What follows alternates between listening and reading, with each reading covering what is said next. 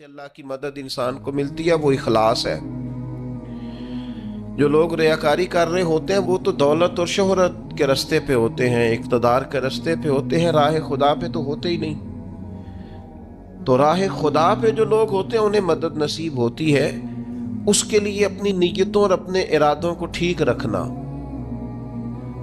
اپنی نیتوں کا وضو رکھنا بڑا ضروری ہوتا ہے۔ جن لوگوں کے اندر اخلاص ہوتا ہے انہیں اللہ کی مدد ملتی ہے۔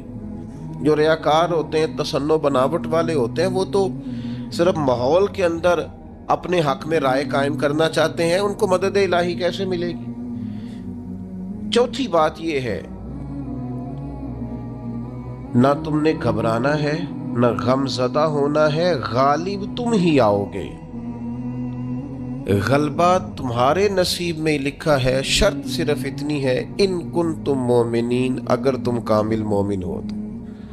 اگر تم مومن ہو تو غلبہ تمہیں ملے گا، فتح تمہیں ملے گی، مدد تمہاری کی جائے گی، شرط یہ ہے کہ تم کامل مومن۔ اور دوسرا فرمایا والذین جاہدوا فینا لنہدینہم سبلنا، جو لوگ ہمارے راستے میں جد و جہد کرتے ہیں ہم ضرور انہیں رستہ عطا فرما دیتے ہیں۔ ایک تو کامل ایمان انسان کے پاس ہو، دوسرا اس میں جد و جہد ہو، ہمت ہو، کام کرے، کوشش کرے، بڑی جلدی تھک نہ جائے، بڑی جلدی ہار نہ مان جائے، بڑی جلدی گھبرا نہ جائے، بڑی جلدی وہ فیصلے کرنے میں تیزی نہ دکھائے، اس کے مزاج کے اندر جد و جہد ہو، کوشش ہو۔ کہ مدد ملتی ہے نماز پڑھنے سے، اور مدد ملتی ہے صبر کرنے سے۔ جلد بازوں کو، بے صبروں کو، کم ہمتوں کو مدد نہیں ملتی۔ جو حکمت سے زیادہ جذباتیت کے قائل ہوں، تدبر اور فہم و فراست کی بجائے جلد بازی ان کا مزاج ہو، ان کو مدد کیسے ملے گی؟ آپ میں ٹھہراؤ ہو، حوصلہ ہو، صبر ہو تو اللہ کی مدد آ جاتی ہے۔ قرآن مجید نے فرمایا یا ایھا الذین آمنوا استعینوا بالصبر والصلاۃ، اے ایمان والو صبر اور نماز سے مدد مانگو، یہ تمہارے مددگار ہیں۔ آپ نبی پاک علیہ السلام کی مقدس سیرت پاک کو دیکھیں، کوئی بھی وقت آیا تو حضور نے نماز پڑھی ہے۔ چاند گرہن ہو گیا، سورج گرہن ہو گیا، بارش نہیں ہوتی، زیادہ ہو رہی ہے، جنگیں ہو رہی ہیں، کوئی بھی موقع آیا ہے تو اللہ کے رسول نے مصلی بچھا لیا ہے۔ نفل پڑھیں، اللہ کے حضور حاضری دیں، محنت بھی کریں اور ساتھ نفل نماز ادا کریں اور صبر رکھیں۔ صبر تو اتنی بڑی نعمت ہے کہ ان اللہ مع الصابرین، صبر کرنے والوں کو نری مدد ہی نہیں ملتی، صبر کرنے والوں کو تو خدا ملتا ہے، اللہ صبر کرنے والوں کے ساتھ۔ تو یہ کام کریں گے تو اللہ کی مدد ملے گی۔ پھر اللہ کی رحمت اور مدد ملتی ہے ذکر کرنے والوں کو۔ حضور سید عالم علیہ السلام نے فرمایا جب لوگ ذکر کرنے کے لیے بیٹھتے ہیں تو اللہ کی رحمت انہیں گھیر لیتی ہے، پھر مدد ملتی ہے، رحم ہوتا ہے درود پاک پڑھنے والوں پر۔ ایک بار تو میرے محبوب پر درود پڑھ، تیرے اوپر 10 رحمتوں کا نزول کیا جائے گا۔ قانون خداوندی یہ ہے کہ تو ایک بار محبوب پہ درود پڑھ، تیرے 10 گناہ معاف کر دیے جائیں گے، تیرے 10 درجے بلند کر دیے جائیں گے۔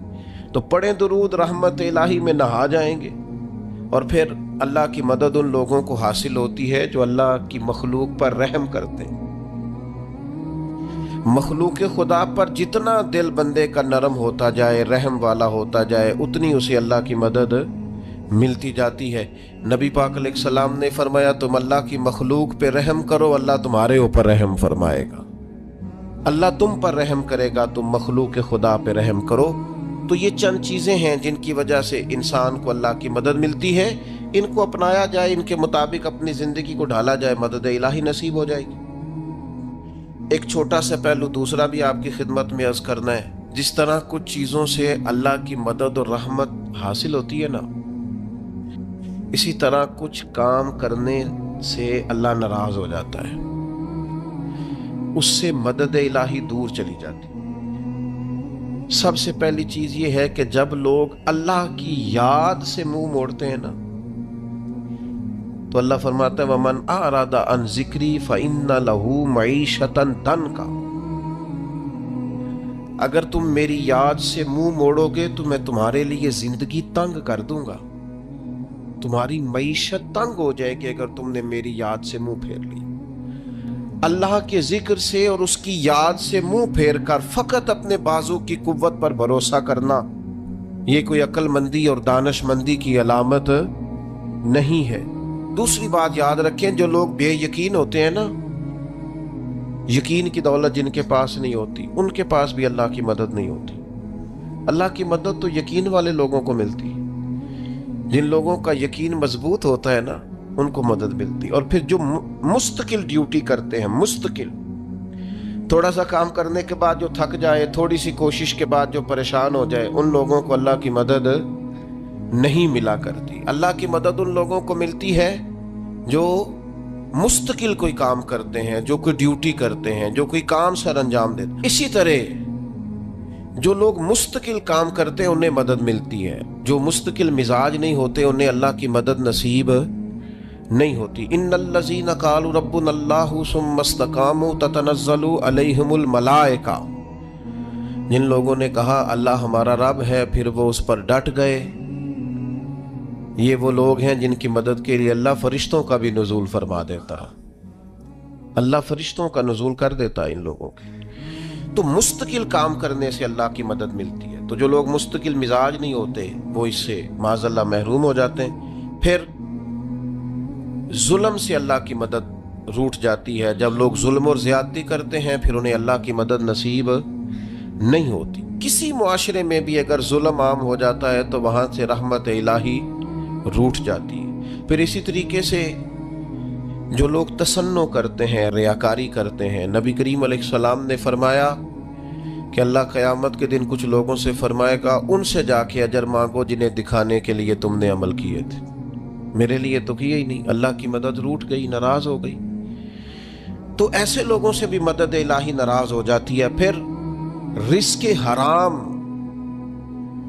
کے جو لوگ عادی ہو جاتے ہیں حرام کے، میرا رب قرآن مجید میں فرماتا ہے قُلْ يَا عِبَادِيَ الَّذِينَ أَسْرَفُوا عَلَىٰ أَنفُسِهِمْ، اے محبوب فرما دو اے میرے بندو جنہوں نے اپنی جانوں پر ظلم کر لیے ہیں، جنہوں نے گناہ کیے ہیں، رب کی نافرمانی کی ہے، اپنی جان کو دوزخ کا معاذ اللہ سزاوار کر لیا ہے، جنہوں نے اپنی جانوں پہ ظلم کیے ہیں، میرے ان بندوں سے فرما دے کیا لا تقنطوا من رحمت اللہ، ان سے فرما دے کہ یہ اپنے اللہ کی رحمت سے نا امید نہ ہو۔ یہ تھی معافی۔ اور وہ جو میں نے کہا نا ذرا گردن جھکائے اور پھر پیشانی بھی چوم لے، بلا مثال و بلا تشبیہ آگے فرما ان اللہ یغفر الذنوب جمیعا، یہ اس ہونے والی اس موجودہ غلطی کی ہی بات نہیں، بے شک اللہ سب گناہوں کو معاف فرما دے گا۔ تو مالک یہ ایک دفعہ ہی ہوگا، یہ آج ہی رحمت آئی ہے، یہ کسی ایک مخصوص وقت، ایک مخصوص موقع یا کسی مخصوص تاریخ کے لیے ایسا ہے؟ فرمایا نہیں، انہو هو الغفور الرحیم، اللہ ہے ہی بڑا بخشنے والا اور رحمت فرمانے والا۔ یہ اس کریم کا ہمیشہ کا طریقہ ہے کہ وہ غفور بھی ہے اور وہ رحیم بھی ہے، معاف کر دیتا ہے۔ اور ان اللہ یغفر الذنوب جمیعا، بے شک اللہ سب گناہوں کو معاف فرمائے گا۔ مجھے بتائیے، ہانپتے کانپتے لرزتے سہمے ڈرتے کب کبھی وجود پہ طاری ہوئی بندے میدان محشر میں جمع ہو اور انہیں خبر ہو کہ ڈائری تو کھل گئی، آڈیو ویڈیو تو چل گئی، پتہ تو سارا آ گیا، فرشتے دفتر اعمال لے کر پہنچ گئے، چھوٹی سی چھوٹی ذرے کے برابر بھی کوتاہی تو یہاں تک آ گئی، بندہ ڈرے کانپے اور اچانک آواز کرم آئے، ان اللہ یغفر الذنوب جمیعا، بے شک اللہ سارے گناہوں کو معاف فرمانے والا ہے۔ تو کیفیت کیا ہے، انداز کیا ہے؟ اس وقت انسان کے دل کو جو تسلی ہوتی ہے وہ تسلی کیا؟ ان اللہ یغفر الذنوب جمیعا، بے شک اللہ سب گناہوں کو بخش دیتا ہے۔ دوستو، شدید بے سکون، بے چین، مضطرب، الجھے خیالات، سخت بیمار، سخت کمزور، مالی مشکلات کا شکار لوگ، جسمانی بیماریوں سے لڑنے والے لوگ، اور رشتہ داروں اور احباب اور ان کی بے وفائیوں کا شکوہ کرنے والے لوگ، اگر ان ساری تکلیفوں سے نکلنا چاہیں تو حل ایک ہی ہے، ادھر ادھر نہ دیکھیں، اپنے رب کی رحمت کی طرف دیکھیں، اپنے کریم مالک کے کرم پر توجہ کریں، اور یہ ذہن بنائیں کہ کتنا بھی بیمار ہو، جب رب شفا دینا چاہے کوئی کتنا۔ اور پھر حضور نے ایک بات ارشاد کی، کچھ باتیں ایسی ہیں جن کو بیان کرتے ہوئے نا گہرائیاں ساری ختم ہو جاتی ہیں کہ اس سے زیادہ گہری بات کیا ہو سکتی، رعنائیاں اور رنگ سارے مان پڑ جاتے ہیں کہ اب اس میں جلوے اور کتنے بھرے جا سکتے تھے۔ ساری انسان کی سوچیں اور وسعتیں اچانک سمٹنے لگتی ہے کہ یار اتنی بڑی بات، یہ ذرا انداز دیکھیے حضور کا بیان کرنے کا۔ نبی پاک علیہ السلام فرماتے ہیں جب قیامت والے دن اللہ ان لوگوں کو اجر عطا کرے گا نا جن پر دنیا میں مشکلات آتی رہی، تو فرمایا وہ لوگ سوچیں گے کہ یہ تو مشکلات تھوڑی تھی، کاش کبھی زیادہ آ جاتی نا، کاش ہمارے وجود کینچیوں سے کاٹ دیے جاتے۔ وہ لوگ سوچیں گے، اور وہ بھی سوچیں گے جن پر مشکلات نہیں آئی تھی کہ کاش کبھی ہم بھی اس چکی سے پس کے آتے نا۔ اس سے زیادہ بھی کوئی اجر ہو سکتا ہے کہ رب کہتا ہے ان اللہ مع الصابرین، جو مصیبت پہ صبر کر دے اللہ اس کے ساتھ ہے۔ معیت الہی اس شخص کو نصیب ہو رہی، رحمت خداوندی سے کبھی نظر نہ ہٹائیں۔ آتی رہتی ہیں مشکلات، آتے رہتے ہیں دکھ، ہو جاتی ہیں غلطیاں، کمزور ہے انسان، کر بیٹھتا ہے گناہ بھی، لیکن ایک گناہ میرا ماں پیو ویکھے، ایک گناہ میرا ماں پیو ویکھے تے دیوے دیس نکالا، تے لاکھ گناہ میرا مولا ویکھے تے پردے پاون والا، ڈھال دیتا ہے رحمت کا پردہ، کرم ہو جاتا ہے۔ رحمت الہی سے کبھی توجہ نہ ہٹے، اپنے دل کو ٹھنڈا رکھنے کے لیے، طبیعت کو سکون میں رکھنے کے لیے رحمت۔ حضور علیہ السلام فرماتے ہیں بندے سے غلطی ہو جاتی ہے، پھر وہ اللہ کی بارگاہ میں توبہ کرتا ہے تو رب فرشتوں سے فرماتا ہے میرے بندے کو پتا ہے کہ میرے علاوہ معاف کرنے والا کوئی، تو دیکھو نا وہ آ گیا ہے۔ تو فرشتے اپنے مالک کی بات کی طرف متوجہ ہوتے ہیں تو رب فرماتا ہے گواہ ہو جاؤ میں نے اسے معاف کر دیا ہے۔ حضور فرماتے ہیں اس بندے سے پھر غلطی ہو جاتی، وہ پھر عرض کرتا ہے مالک بھول گیا تھا، غلطی ہو گئی، خطا ہو گئی، گناہ ہو گیا، تو اللہ فرماتا دیکھا نا میرے بندے کو پتا ہے میرے سوا معاف کرنے والا کوئی نہیں، تو جاؤ گواہ ہو جاؤ میں نے معاف کر دیا۔ حضور فرماتے تیسری بار پھر غلطی ہو جاتی، یہ پھر آ جاتا ہے، تسی تے میں دسو خان جڑا 3 واری آوے او دا علاج کی ہے؟ اسی کہنے ہیں تو باز آنا، کہنے ہیں کہ نہیں تو نے ٹھیک ہونا، تو نہیں ٹھیک ہو سکتا، تو نے نہیں باز آنا، تیرا علاج اب جا دوڑ جا، تیرا کوئی حل نہیں۔ حضور فرماتے ہیں 6 بار آ گیا، تیسری بار آ کے کہتا اللہ معاف کر دے، تو اللہ کہتا ہے پتہ نا میرے بندے کو میرے علاوہ معاف کرنے والا کوئی نہیں، گواہ ہو جاؤ میں نے اسے معاف کر دیا۔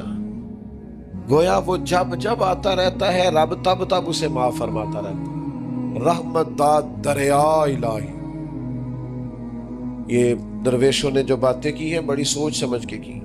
رحمت داد دریا الہی، ہر دم رحمت دا دریا الہی، ہر دم وگدا ہے۔ میں نے اگلا شعر نہیں پڑھنا، اتنا ہی میں ایک مصرے میں بات کرنی ہے صرف۔ رحمت دا دریا الہی، اگلا مصرا نہیں کہنا، اس کا معنی کیا ہے سمجھو۔ درویش کہتے ہیں ایسا نہیں ہوتا کہ کبھی کبھی رحمت ملتی ہے، ہر دم وگدا ہے تیرا۔ رحمت دا دریا الہی، ہر دم ہر دم دم دم ہر دم وگدا تیرا، بس جے وچوں ایک قطرہ بخشے نا مینوں وی تے کام بن جاندا ہی۔ دم دم ہر دم سے بندے کو اللہ کی رحمت ملتی ہے، ہر وقت کرم ہوتا ہے، ہر وقت۔ اس کے لیے تو نہ کسی جگہ کی پابندی ہے، نہ وقت کی پابندی ہے، نہ یہ ہے کہ وہ اس وقت میسر ہے اور معاذ اللہ اس وقت میسر نہیں، نہ اسے اونگ آتی ہے نہ نیند آتی ہے۔ صبح بھی کرم، شام بھی کرم، وہ ہر وقت رحم ہی رحم فرماتا ہے۔ اور حضور فرماتے ہیں جب اس نے مخلوق بنائی تھی نا، اسی وقت اس نے اپنے عرش پہ لکھ دیا تھا، لوگوں میرا غضب زیادہ نہیں، میری رحمت ہی زیادہ ہے۔ جس نے بنانے سے پہلے کہا تھا، بنانے سے کروں شکر کتنا اور فخر کتنا کروں، تیرے کرم نے مجھے فائز المرام کیا اور بنا کے سید عالم کا امتی مجھ کو گناہ سے پہلے ہی بخشش کا انتظام کیا۔ جب حضور کا امتی بنایا تھا نا تو گناہ تو بعد میں کرنے تھے نا، امتی بنا کے بخشش کا بندوبست پہلے کر دیا ہے۔ بخشش کا بندوبست میں زیادہ نہیں کھول سکتا اس بات کو، غلطی بعد میں ہونی ہے، بخشش کا بندوبست پہلے۔ اور حضور فرماتے رب نے مخلوق بنائی تو یہ لکھ دیا کہ لوگوں یاد رکھنا غضب زیادہ نہیں ہے، رحمت ہی، تمہیں کرم ہی زیادہ ملے گا۔ اچھا حضور نا کئی طریقوں سے اس رحمت کو بیان کرتے ہیں، کئی زاویوں سے، کئی مختلف انداز سے اللہ کے کرم کو لوگوں کے سامنے اجاگر کرتے ہیں۔ حضور علیہ الصلوۃ والسلام کے سامنے نا ایک جنگ کا موقع تھا تو ایک عورت کا بچہ گم ہو گیا۔ یہ نا ساری گھنٹیاں بچ جاتی ہیں اگر کوئی بچہ گم ہو جائے، جتنی گھنٹیاں ہوتی ہیں نا، دل کی بھی، روح کی بھی، کانوں کی بھی، ساری گھنٹیاں ہی، مطلب آپ فوری طور پر جو لٹک جاتے ہیں نا زمین آسمان کے بیچ کے، بچہ بڑی دیر سے بیل ہی نہیں رہا، وہ جو ایک وقت ہوتا ہے نا وہ پل صراط پہ گزرتا ہے، یہ آسان ڈاکٹر کہہ دینا رپورٹ کرا لو مجھے فلانے سخت موذی مرض کا ڈر ہے، تو وہ رپورٹ کرانے کے بعد جو اس کے نتیجے کا انتظار ہوتا ہے نا، وہ جو کرب ہوتا ہے وہ خطرناک ہوتا ہے۔ اب بات کو سمجھیں، انسان کو محسوس ہو کہ میرے جگر کا پارا، میرا ٹکڑا، میرا بیٹا مل نہیں رہا، تو کیفیات کا رنگ اور ہو جاتا ہے۔ یہ ایک وارفتگی ہے نا، بچے کے ساتھ پیار ہے۔ ایک جنگ کا موقع تھا، نبی کریم صلی اللہ تعالی علیہ وسلم تشریف فرما ہے، ایک عورت کا بچہ گم ہو گیا، وہ بڑی بے چین ہے، بڑی نڈھال ہے، بڑے کرب میں ہے، تڑپتی ہے، کبھی ادھر بھاگتی، کبھی ادھر بھاگتی، کبھی اس سے پوچھتی، کبھی اس سے سوال کرتی، تلاش رہی ہے اپنے بچے کو۔ تو یہ سارا منظر، یہ ساری تصویر لوگوں کی آنکھوں کے سامنے، تو اس کرب کو ہر شخص محسوس کر رہا تھا، اس کی کیفیت کو ہر آدمی اپنی آنکھوں سے دیکھ رہا تھا۔ اللہ کے حبیب علیہ الصلوۃ والسلام نے اس وقت جب لوہا پورا گرم ہو گیا، ذہن پورے تیار ہو گئے، تو محبوب نے ایک مسئلہ سمجھایا۔ حضور فرمانے لگے بتاؤ نا، اگر اس خاتون کو اس کا بچہ مل جائے جو اتنی تڑپ رہی ہے، تو کیا اس بچے کو آگ میں ڈال دے گی؟ تو وہ کیفیت سارے دیکھ رہے تھے، مشکات میں حدیث موجود ہے۔ عرض کی یا رسول اللہ، سوال ہی نہیں پیدا ہوتا، اس کا جو درد ہے، اس کی جو تڑپ ہے، اس کی جو کیفیت ہے، وہ تو کچھ اور پتا دیتی ہے۔ تھوڑی دیر کے لیے بچھڑ گیا ہے تو اتنی تکلیف میں ہے، تو کجا یہ کہ وہ آگ میں جلا دے۔ جب ذہن یہاں تک تیار ہو گئے، لوگوں کا ذہن یہاں تک تیار ہو گیا، تو اب میرے کریم محبوب کی آنکھوں میں آنسو آئے۔ اب حضور نے رحمت الہی کا جھونکا لوگوں کو دیا۔ کریم فرمانے لگے جتنا یہ اپنے بچے سے پیار کرتی ہے نا، رب کریم اس سے بڑھ کر اپنے بندے سے محبت فرماتا۔ بس یہاں بات محبوب نے بند کر دی، یعنی فرمایا کھولتے رہنا۔ مانا کیا ہے کہ اگر یہ نہیں نا دوزخ میں پھینکنا چاہتی اپنے بچے کو، تو رب بھی اپنے بندوں کو سزا نہیں دینا چاہتا۔ ساری زندگی کوئی رب کی عبادت کرے، ایک سجدہ بھی معاذ اللہ کسی بت کو کر دے، پچھلی ساری عبادتیں اکارت چلی گئی، مشرک ہو جائے گا۔ ایک منٹ کی بھی ملاوٹ دین برداشت۔ سمجھوتا کیسے کر لیتے ہیں لوگ اصولوں پر؟ نہ کریں سمجھوتا۔ آپ ذرا کھڑے ہونا سیکھیں، آپ تھوڑا ڈٹنا سیکھیں، آپ تھوڑا اپنا مورال بلند کریں۔ آپ کا کوئی سٹیٹس ہونا چاہیے، کوئی معیار ہونا چاہیے۔ اپنے مقصد پر کبھی بھی کوئی سمجھوتا نہیں ہو سکتا، نہیں ہو سکتا۔ تو ایک تو اصولوں پر سمجھوتا نہیں، دوسرا دھمکیوں کی پرواہ نہیں۔ زندگی جو ہوتی ہے نا، اس نے بہرحال ختم ہونا ہوتا ہے۔ تو اگر کوئی شخص اپنے نیک، جائز اور دینی مقصد کے راستے میں دھمکیوں کی پرواہ کرنے لگ جائے، وہ خیال ہی نہ کرے کہ میں دین بیان کر رہا ہوں اور پھر 2-4 باتیں پوری ہوئی نہیں اور وہ ڈر جائے، تو وہ کمزور پڑ جائے گا۔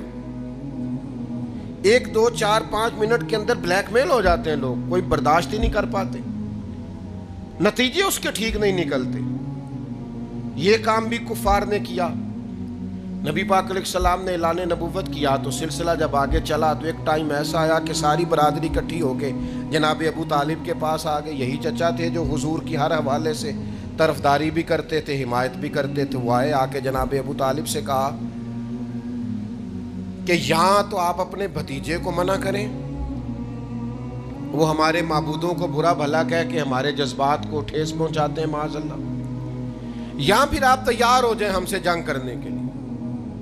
اور شدید انداز میں بات کی۔ جناب ابو طالب نے ایک دفعہ تو ٹال دیا، وہ دوسری دفعہ پھر آ گئے، آپ سے کہا تھا پر آپ نے بات نہیں کی، آپ دیکھ لیجئے، یہاں آپ حمایت چھوڑ دیں، ہم جانے وہ جانے۔ اور شدید دھمکی دی انہوں نے۔